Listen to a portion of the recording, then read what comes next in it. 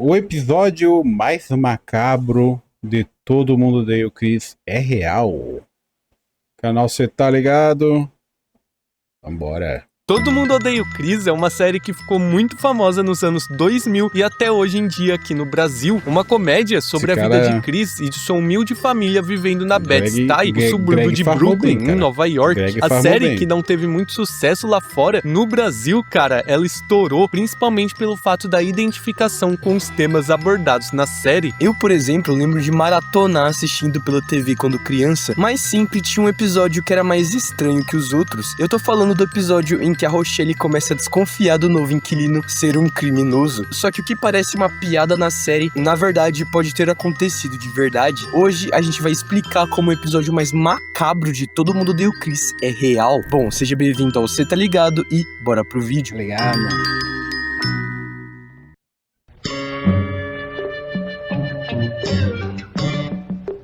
Vamos lá, rapaziada, esse é o episódio 3 da primeira temporada. A série tava no seu início, mas isso meio que não importa, né? Já que todos os episódios são independentes um do outro, a série não segue aquele formato padrão de história linear. Então, cada episódio tinha seu próprio tema, e talvez seja por isso que a série é tão famosa aqui no Brasil. Não importava de qual temporada era, se tava passando Todo Mundo Odeia o Chris, você parava pra assistir. E esse episódio aqui é um daqueles bem icônicos, e você vai concordar comigo. É aquele episódio em que o Chris entra pro time de basquete da escola depois de acertar uma bolinha de papel no lixo. O professor vê aquilo e entra em êxtase depois de pensar que descobriu o novo Magic Johnson. É muito engraçado em como eles fazem o humor e a crítica social ao mesmo tempo. Tipo, só porque o Chris é negro e o único negro da escola, o professor acha que ele é o novo prodígio do basquete. Bizarro, mano. E o final todo mundo sabe, né? O Chris aproveita da situação só pelo fato do time de basquete tornar ele mais popular e dar aquela ajudinha pra ele na escola, né? Todo mundo bota uma baita expectativa nele, até a professora passa ele no teste da escola, mesmo ele errando tudo. Só que quando chega a hora H, a hora do jogo, é aquela humilhação. O pior, cara, é que ele tinha falado pro treinador que não sabia jogar. Dá até dó ver ele se ferrando em todo episódio. Mas depois de dar o contexto, é claro que não é esse o arco que a gente tá falando. Até porque é só o Chris se ferrando na escola, o que ia ter de macabro nisso? Bom, todo episódio da série tem geralmente uma trama principal e uma subtrama rolando ao mesmo tempo. E a que aborda e nomeia esse como o episódio mais macabro da série é a da Rochelle e do Julius tentando alugar um apartamento para um novo inquilino. E eles recebem algumas pessoas na casa deles para decidirem quem é o mais apto assim para ocupar o quarto e ver qual tinha uma melhor proposta de pagamento também, né? Não dá, mano, essa cena é muito boa. A dublagem da série dá um charme especial, sabe? Todo Mundo Odeia o Chris é muito Brasil, mano. Só que como todos os possíveis inquilinos só ofereciam tickets de alimentação como pagamento, quando chega alguém oferecendo uma quantia alta em dinheiro pelo quarto, um adiantamento de 6 meses de aluguel, o Julius, do jeito que ele é, já aceita logo de cara e coloca o misterioso Sr. Tate pra morar lá. E desde aí, cara, a gente percebe que ele é um homem muito estranho. A atuação dele é muito boa, ele realmente faz aquele cara que parece esconder algo por trás. Quando ele chega na Rochelle pra pedir fita adesiva e depois uma linha de pesca de 5 quilos, é muito bizarro, mano. Aquele olhar dele que não pisca, vidrado, olhando pra ela, e depois Rochelle falando que ele não é da Filadélfia,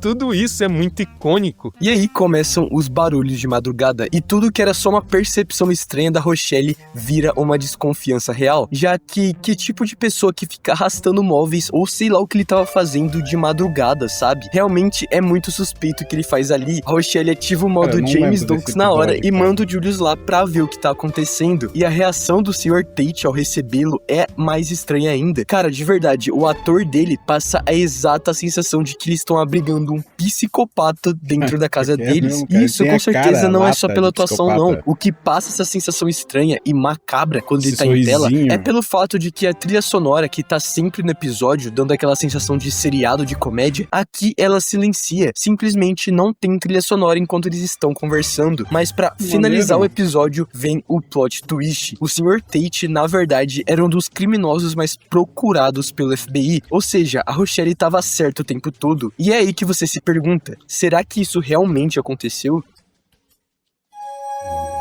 E agora, a história é real.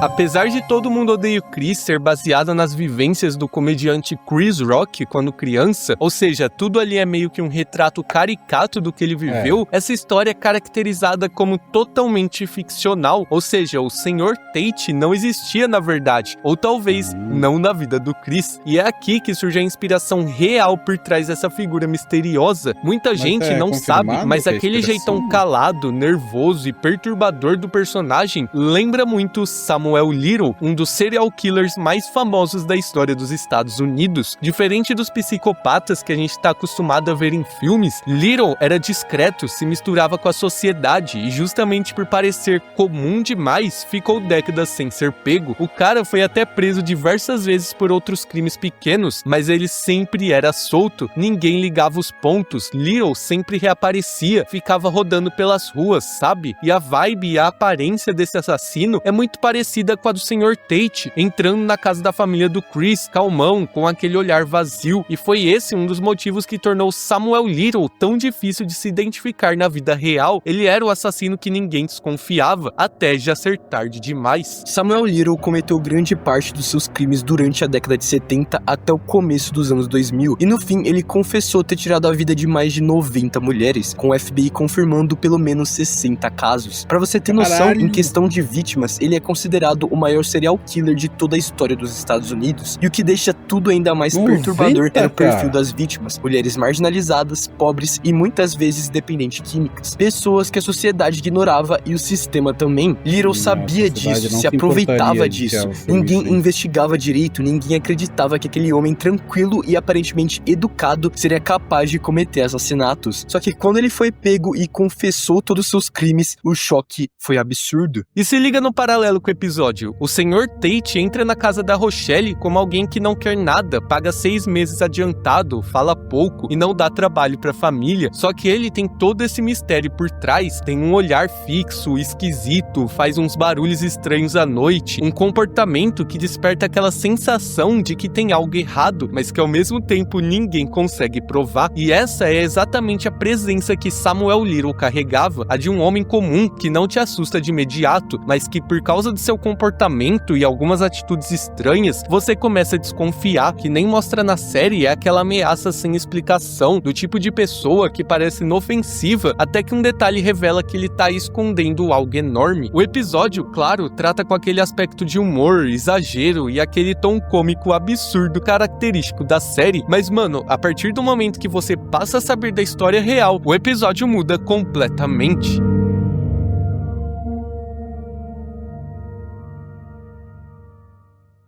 Mas esse foi o vídeo de hoje, a gente espera que você tenha gostado e se curtiu a nossa análise, não se esqueça de se inscrever se não for inscrito, compartilhar o vídeo e hypar também. Exatamente, Ricardo. E comenta aí embaixo se você também achava esse episódio macabro assim como a gente. Mas então é isso, a gente vai ficando por aqui. Muito obrigado a você por ter assistido até agora e falou! Falou, galera!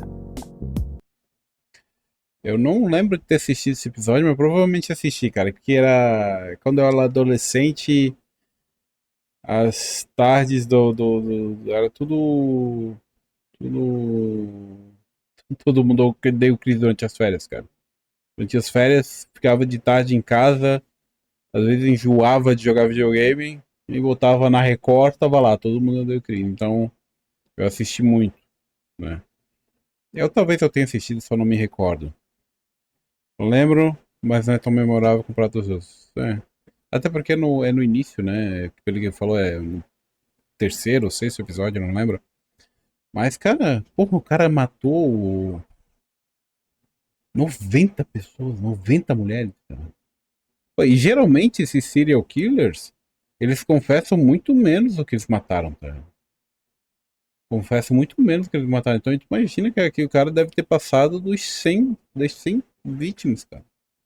E, pô, tudo vítima que a sociedade não se importaria se sumisse, tá ligado? Tanto que não empenhavam em investigar e o cara foi matando. Sequência, uma atrás da outra. Ah, muito maneiro, cara. Muito maneiro ter. Ver que teve essa inspiração no Todo Mundo Odeia o Chris. E conhecer essa história do assassino ali, cara. Maneiro. Saber que teve essa inspiração e tudo mais, não foi só um. Não maneiro.